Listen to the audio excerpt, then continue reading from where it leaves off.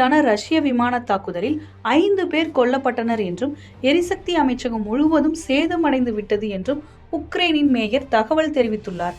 இதுகுறித்து இந்த பதிவில் விரிவாக பார்க்கலாம்.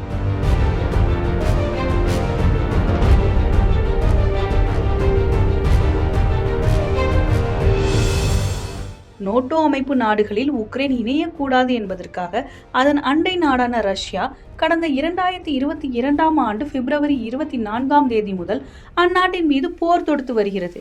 இவ்விரு நாடுகளுக்கும் இடையே ஏற்பட்டிருக்கும் போர் 3 ஆண்டுகளை கடந்தும் தீவிரமாக நடைபெற்று வருகிறது. இதற்கிடையே அமெரிக்க அதிபர் டிரம்ப் இவ்விரு நாடுகளிடையே நடைபெற்று வரும் போரை நிறுத்துவதில் கவனம் செலுத்தி வருகிறார்.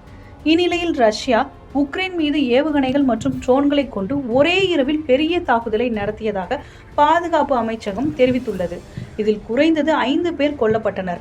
அத்துடன் எரிசக்தி வசதிகள் உட்பட பொதுமக்களின் உடைமைகள் என அனைத்தும் சேதமடைந்தது. இந்த தாக்குதல் குறித்து மேயர் ஆண்ட்ரி சடோவி கூறுகையில், இந்த தாக்குதலில் உக்ரைனின் தலைநகரான லிவிவில் உள்ள ஒரு தொழில்துறை பூங்கா தீப்பிடித்து எரிந்தது. அதனால் நகரத்தின் சில பகுதிகள் மின்சாரம் இல்லாமல் இருந்தன. ஞாயிற்றுக்கிழமை அதிகாலையில் நடந்த இந்த தாக்குதலால் அதிகாரிகள் பல இடங்களில் ஏற்பட்ட தீ விபத்துகளை எதிர்த்து போராடினர். அது மட்டுமல்லாமல் தலைநகர் லிவிவி மீது மிகப்பெரிய போர் தாக்குதல் நடக்க வாய்ப்புள்ளதாக அவசர சேவை மையம் கூறுகிறது.